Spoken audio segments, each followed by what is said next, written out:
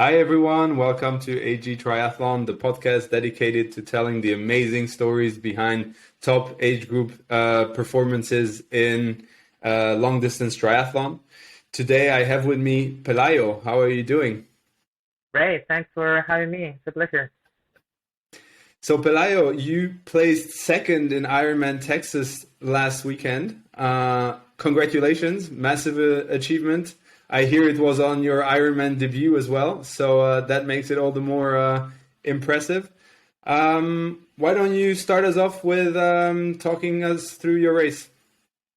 Yeah, so Ironman Texas was, as you mentioned, my first Ironman ever, but I don't feel like being the first Ironman actually because it's the third Ironman I trained for. I signed up for St. George 2020, which they canceled due to COVID just 1 month before. So I was ramping up my fitness before they canceled it.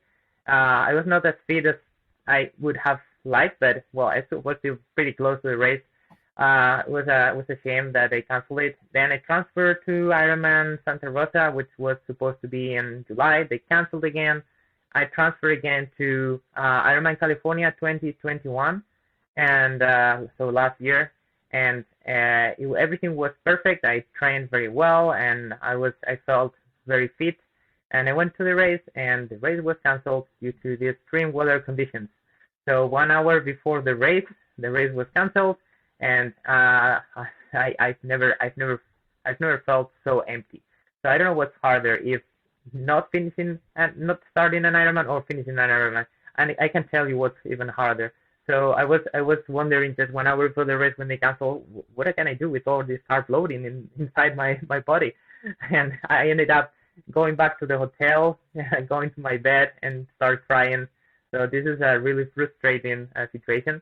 So a few hours later, I transferred the entry for Ironman Texas this year, and fortunately, I could race Ironman Texas. It was my first one last weekend.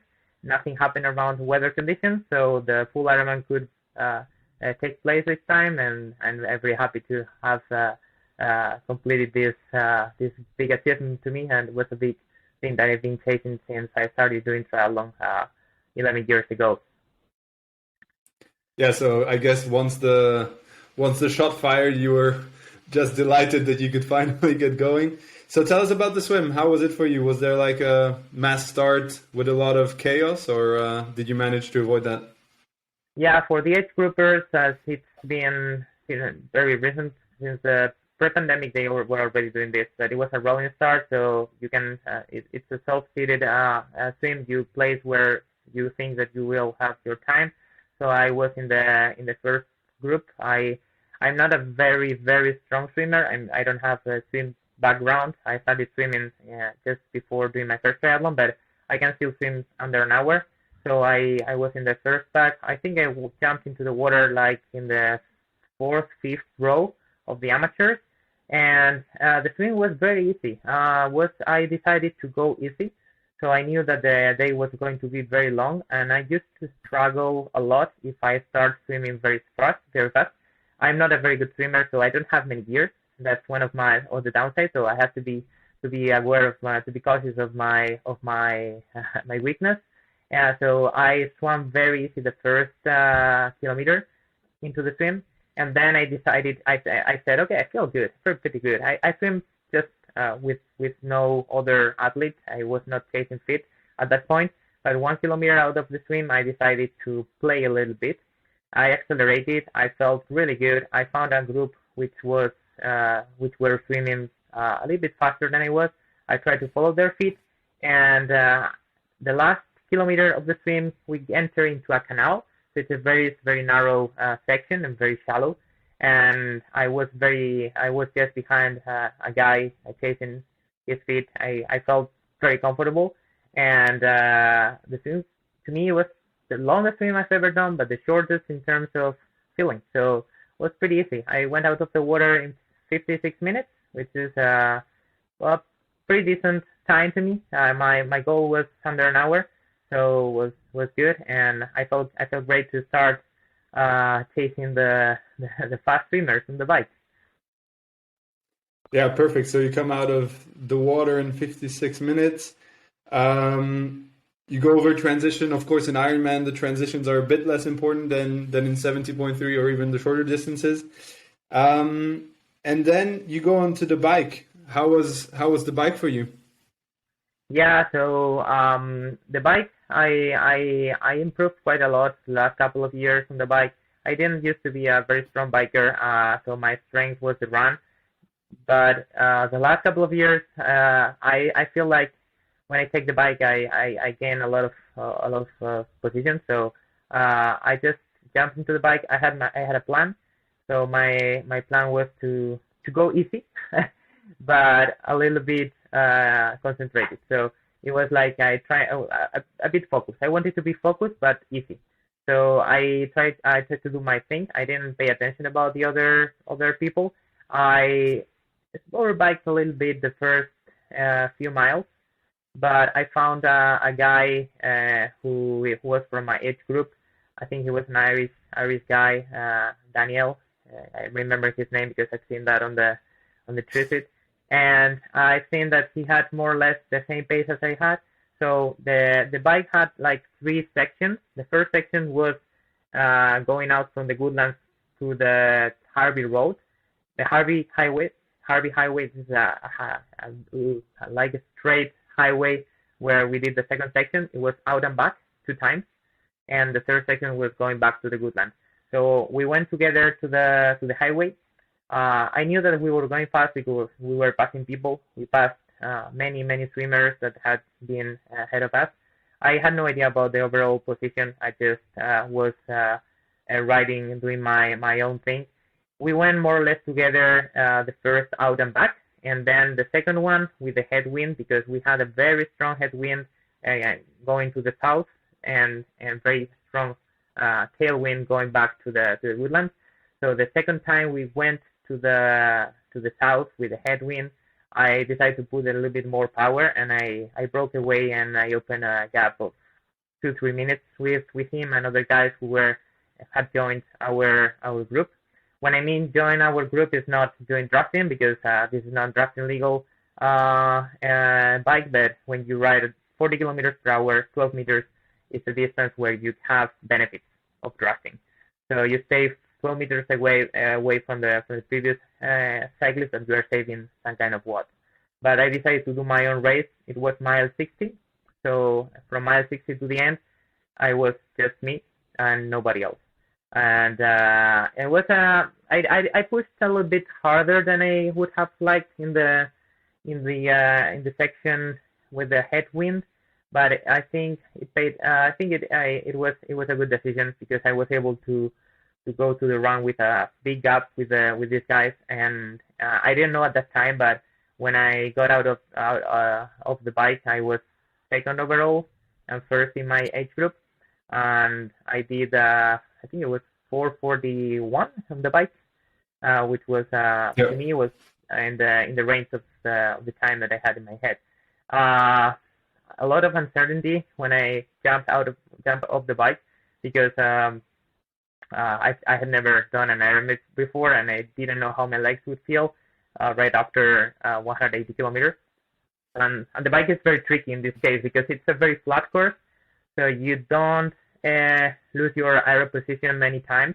You are always aero, so you are always working with the same muscles, and this is a problem because then these muscles get sore and you risk of cramps. You can cramp on the run, and this is what happened that I will explain later. But during the bike, everything went well. I kept the nutrition on top, so I was able to eat everything I had in the plan, and it was this is one of the key aspects in an Ironman. So if you are not able to eat all the carbs that you need or you have planned at least, you are in a problem. So I had a very strict nutrition plan for the bike, which was 100 grams of carbs per hour, and I stick to the plan, and I was able to follow it with no GI issues at all. I drank a lot. I drank a lot of salt. I drank a lot of water. I ate all I had, so I felt full of energy when I finished the bike. And but the uncertainty of running a marathon is always there, and I had never run a marathon, so it was a new scenario for me. Yeah, so I heard that the conditions were, of course, windy, but also very hot. So did you have to make any adaptations to your nutrition strategy, or you Mm, stuck to what you planned? well, I know how many salts I need in the fluid because I did a sweat rate test, so I know the sodium concentration in my sweat. So I know that I need 1 gram of of salt in per liter of water.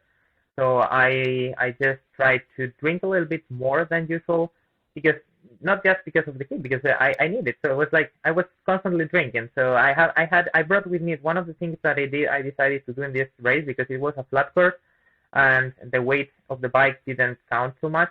I decided to bring as much as possible with me. So I had 4 bottles with me, 2 full bottles of water. So I had almost 2 liters of water and another 2 bottles with the nutrition. Nutrition was a mix of maltodextrin and fructose in with water. Very simple, but very effective, and some caffeine as well. And the water, I just was refilling my bottles in the aid station. So I think I didn't have to adapt anything especially, particularly from the nutrition point of view. I drank more than I usually do here in California where I live, which it seems like California is a warm place, but it's not at all. Where in Santa Cruz where I live, it's pretty cold, and the weather has nothing to do with the weather conditions in the woodlands. But I didn't have any issue on the bike. I felt pretty good. Awesome. So you get off the bike in your first Ironman, about to run your first marathon. Tell me about the mental process. How do you overcome those doubts?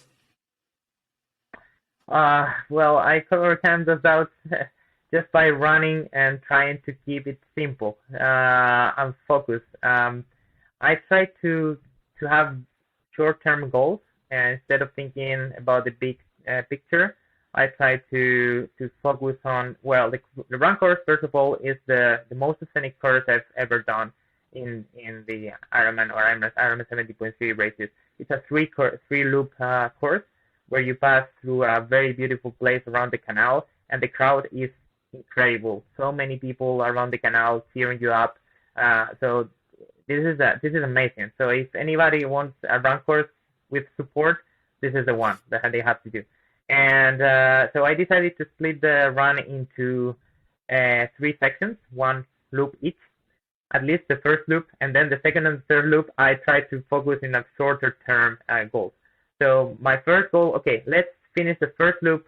Let's see, my mom was there, my girlfriend was there cheering me up at the end of the first loop. So my goal was, okay, let's go to my mom's place and my girlfriend's place, and then get some boost from them, and then keep going. So I've never had in my head the full picture of the entire marathon, and it was good, but at the same time it was a little bit dangerous because I I was usually a good runner, I'm a racer, and when I race the 70.3s or any other short course races, I never look my watch. I just race. So I go on threshold levels in 70.3. I was able to manage quite fast run paces, but in this case I knew that I had to go way slower. And even though my body wants to run, I have to go slow, it was very hard. So the first I said, okay, let's do the first mile just warming up, same as the swim start. So I started very easy. That's what I felt, but at the end of the mile, I looked at my watch and I was pacing 3:45 bike per kilometer average. I was like, oh, maybe I'm doing too fast. I tried to slow down a little bit, but I was thinking I thought I was slowing down, but I was running 350, and I said, okay, feels so good, so let's go ahead, let's try. and let's see if it goes well. But I was going at a pace that would mean 2:40 in the marathon, which was not at all my marathon time that day. So I felt good until mile, or can I talk? Do you want me to talk about miles or kilometers? Both. Both I of think them. we Well, can. I'm from Europe, so I prefer kilometers. Even though I live in the US, I usually translate both. Yeah. So in the kilometer 13, so at the end of the first mile, the first loop, I cramped. So I had a terrible cramp in my hamstring, my left hamstring, and I had experienced that before, and I knew that the pickle juice was a solution for cramps. So I had a pickle juice shot with me from the T1. I had one in T1, and I had another one in the special needs. My my my initial plan was to take the pickle juice just in case I was really bad, and I thought it would happen at the end of the marathon, but it happened 13 kilometers out of the marathon. It was very soon, and I had to take the pickle juice because I was cramping. So the pickle juice is like magic. So 30 seconds right after taking the pickle juice, your cramps stop, and that's something that I can't understand, but it happens. But at some point it doesn't last forever. So there's a point where the cramps will go back, and it happened at like 7 kilometers later. So kilometer 20, cramps went back, but not only the hamstrings, but also all my leg was cramped, full legs, both of them, and I couldn't run. So it was like, oh my god, what can I do now? So I had to stop for a second, take the second. I had to take the second pickle juice, and since it was a half marathon away to go to the finish line, and I knew that I couldn't run the full half marathon without cramping, so I decided to take a smart decision and be a little bit cautious about the situation, and say, okay, let's try to run between the aid stations and walk the aid stations. So running between the aid stations, which is they are 1 mile apart each other, it was on the limit before I start cramping. So I could run that section, and then I walked for 20-30 seconds on the aid station. I could keep the nutrition and the hydration on top. Thanks for walking, and due to walking in the aid stations, and then run again. So I counted 20 times that I had to walk before finishing the marathon, and it was a big lesson learned because it was a mental game actually. I had no more pickle juice. I had cramps. I couldn't run. I knew I couldn't run, so I had to take that decision, and I struggled a lot. So I had to play a very, very strong mental game to stay focused on the race. And as I said, instead of having like a long-term goals, in this case, I had just I was aid station by aid station. It was my goal was being alive in the next aid station, and that's how I could handle the situation. So what do you think caused the cramps? Was it the heat, or was it the fact that you went out a bit too fast, or a combination of both? I think that's one I want to know as well. I would like to have the answer to that question, but I think it's a combination of different factors. So the first one is the effort that I put on the bike, and in the first part of the run. The weather conditions are also important, but I don't think they are the reason. I felt very strong in terms of energy level, so I think I think it was not that bad. And the other reason could be that during because it's a very flat bike course, you never change your position. You're always forcing your hamstrings in the pedal stroke. So I think one of the reasons my pedal stroke uses a lot of the hamstrings, so probably should start. I should learn how to pedal with a little bit more with the glutes or with other parts of the legs, and that's one of the lessons I've learned in this race, and I think I need to apply. And it's important in flat course. There was a lot of talk about this as well in Daytona 2020, right? The very flat circular course, and you could see all the pros from time to time, right, getting out of the TT position just to relax those muscles. So yeah, maybe something to take away that even on a flat course, maybe give away a bit of time, get out, stretch out those muscles, and then you're going to be thankful for that or grateful for that once the marathon is in the later stages. But yeah, I mean, you still ran a 3:01 marathon, which is quite impressive compared to the fact that you spent half of the marathon cramping. So yeah, especially on debut, and then you finished in 8 hour 45:59. We'll round it down to 8:45 for you. Tell us about the feeling of finishing your first Ironman, the announcer saying you're an Ironman, your family being there, of course. How was that feeling? Well, the feeling is amazing. It's something I had never experienced before. I was very I mean, I think the mental game I played with the cramps was so exhausting. I feel so exhausted at the finish line that I couldn't even enjoy as much as I would have liked. So after the race, when I watched the video, it was then when I started crying a little bit. But when I crossed the finish line, I tried to walk the last few meters and trying to enjoy a little bit the listening the words of "You are an Ironman" that I had dreamt. I had dreamt with these words for so long, and they became real. And so my mom and my girlfriend were there. My life didn't feel like partying a lot, so I couldn't celebrate too much. I just needed to go to the hotel and just sit and don't move. So the celebration started a few hours later because I couldn't. I had the muscle endurance just enough for going back to the hotel, which was 1 mile away from the finish line.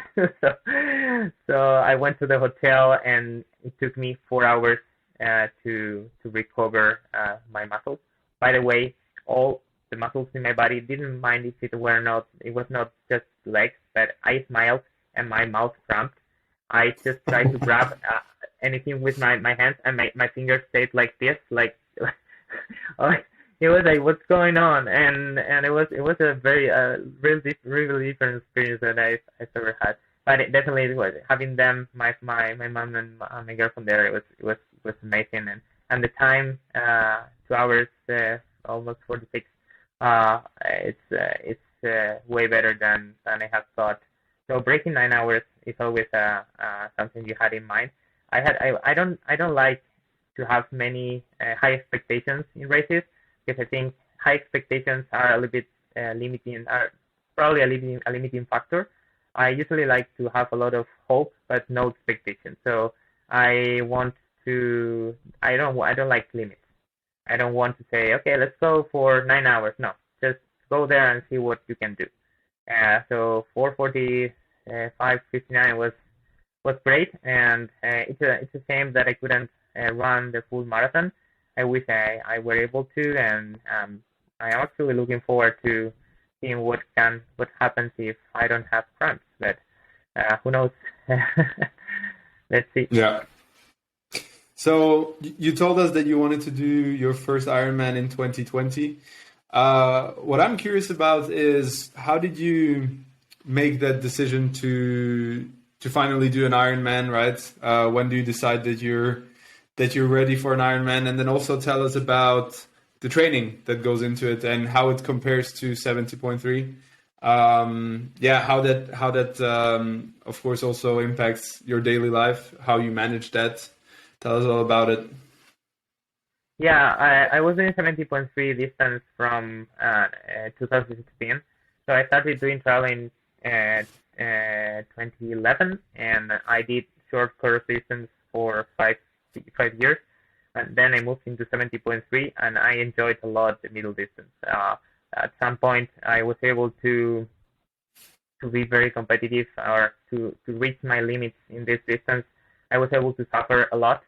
in 70.3, and I felt like ready to make the move into the long distance, which was something that I always had in mind, but I wanted to do when I felt ready. And in 2019, right after the 70.3 World Championships in Nice, I signed up for St. George, and I said, okay, next year is gonna be the year I will jump into the Ironman distance. In terms of training, well, there's not many changes between 70.3 and Ironman training in my side. I usually train 15. Well, it depends on the season, part of the season, but I usually train around 15 hours average, a little bit more, between 15 and 20 hours during the main block of training. And when I'm focused into an Ironman, like it was this case in Texas in the Woodlands, the main difference relative to the 70.3 preparation is that I'm doing longer rides. So long rides with a lot of long threshold intervals in the aero position are the main difference to me. Other than that, in the run, I do it basically the same. So just to give you an idea of my week schedule, I usually swim 4 or 5 times a week. This is my weakness, so this is what I have to work more on in the swim, and I made a huge improvement in the last couple of years. On the bike, I usually ride 2 or 3 times. It's usually 3 times. So I usually ride on Tuesday with threshold intervals, Thursday an easy ride, and Saturday the long ride with long intervals. And then I run 3 times a week, which is usually a very hard workout with short intervals on Wednesday, an easy run or some short sprints on Friday, and a long run on Sunday, which doesn't mean that it's easy. There's always something in the long run that makes it a little bit spicy. And the way I combine this with the full-time job I have, fortunately, I'm very fortunate because I have a very flexible schedule, so I don't need to be on the office at 9 or at 8:30. So I can wake up and do the first training session early in the morning without the pressure of being in the office at a specific time. So then I go to work. I work until 5. Usually from 8 to 5 or 8:30 to 5:30, depends. And I do another workout session in the evening, which is usually a swim session. Different from other people who usually swim in the morning. I like swimming in the evening. And during the weekends I have more time, so I can do my long ride and long run without any problem. And this is the way I combine my work and the training skill. It's a lot of effort because I don't have kids. I'm not currently living with my girlfriend. I will be living with her very soon because she lives in Chicago. I live in California, so we are a few hours away. This summer, I'm gonna move to Chicago, and it's gonna be easier to manage the training there because I will keep working with my California company from Chicago, which is 2 hours. We will be living 2 hours ahead in California, so I can even train a little bit more in the mornings, which is pretty good. So this is how my life is going from now. And tell us a bit more in detail about what you do as a profession. So I'm led to believe that you're an engineer, right? Yeah, I'm civil engineer. I have a master's degree in coastal engineering and a PhD in flood protection service evaluation. So I work in flood risk modeling. So I use numerical models to simulate how waves, tropical cyclones, tsunamis impact the coast. And we designed infrastructures based on nature, so nature-based solutions, what we call, for protecting the coastline from these hazards and these events.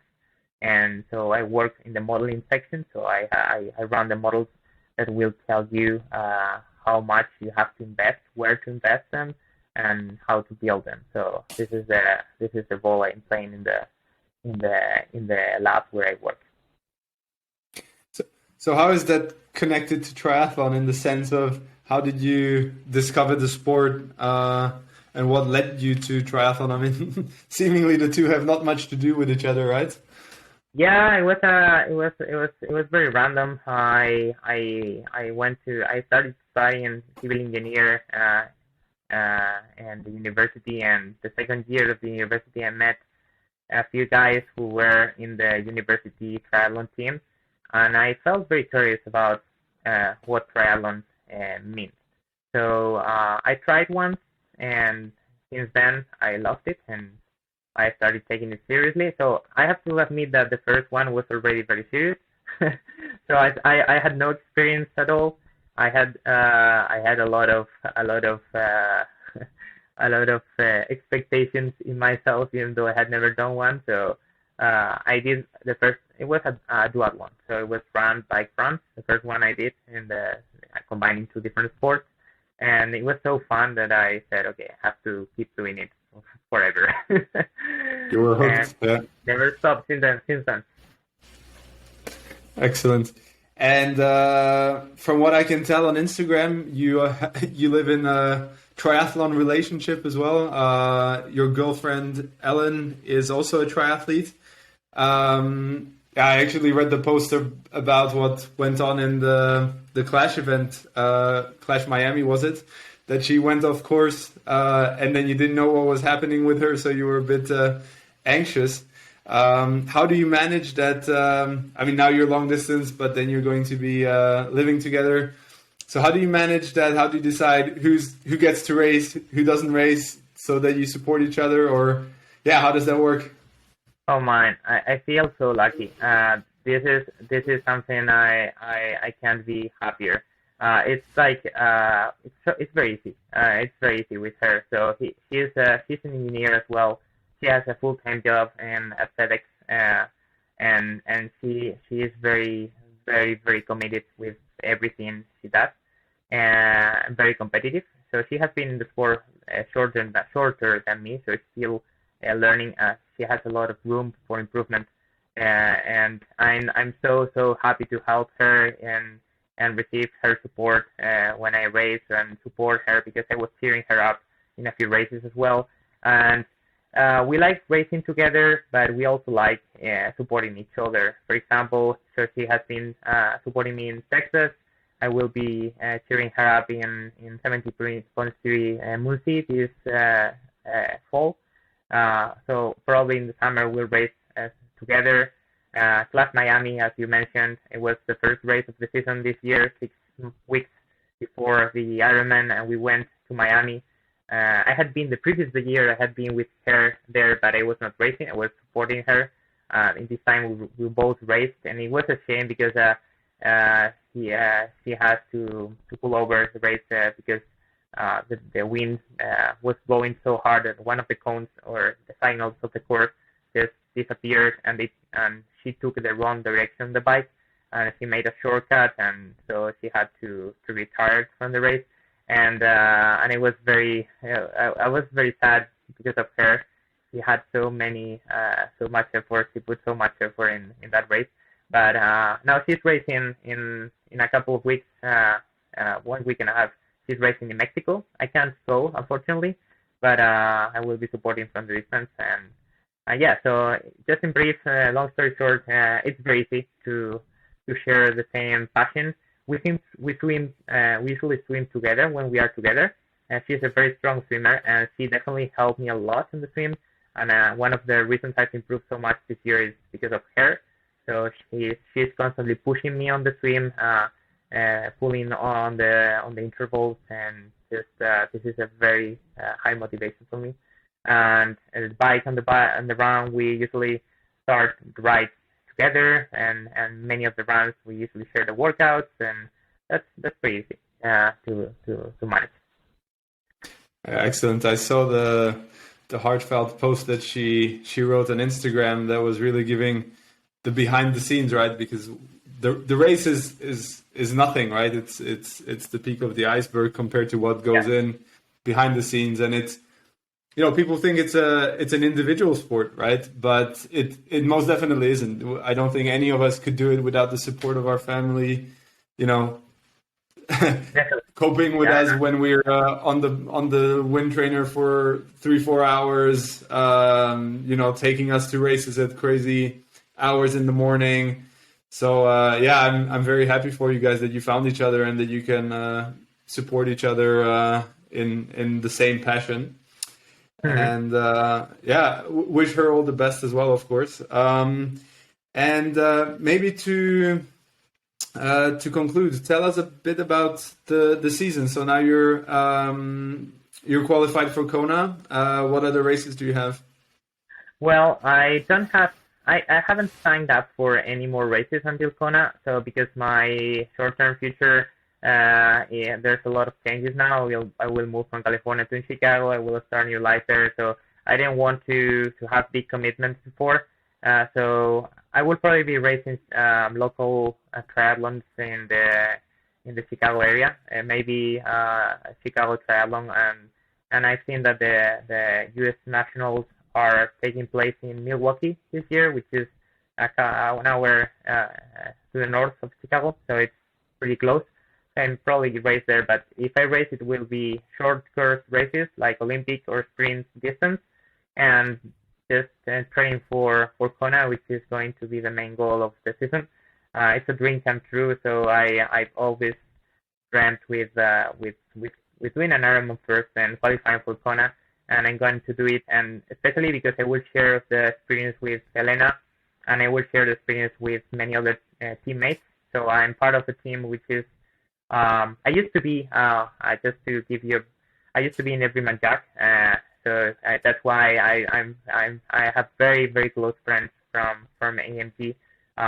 Justin Relay is one of them.